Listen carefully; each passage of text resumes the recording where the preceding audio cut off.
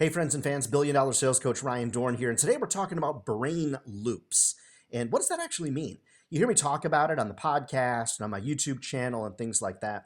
So brain loops are actually pretty easy to explain.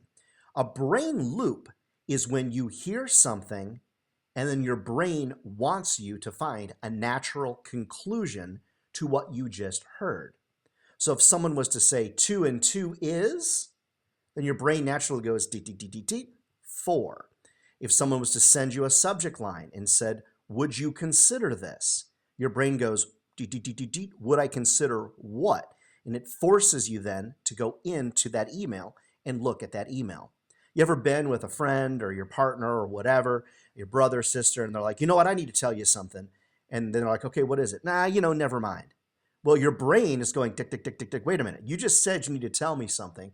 Now you don't want to tell me that. Your brain naturally needs to close that loop. If you think about it, it happens all of the time in our sales life, in our business life, in our personal life. And a lot of the problems we encounter is because we either don't close the loop or we don't utilize the loop to our advantage. I mentioned subject lines. The reason that I don't explain everything in detail in the subject line is because I know then somebody doesn't have to complete the loop. So my subject lines like, were you aware of this? Would you consider this? Your advice on this? Whatever the circumstance is. We got about 50 that I use regularly. We'll give you some more of those in a tip.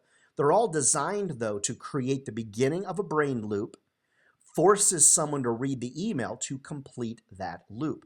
You think about your sales life, there's a lot of loops that are in play. What are you going to do to create and complete the loop, or at least put a teaser out there that'll force your customer to have to create the loop?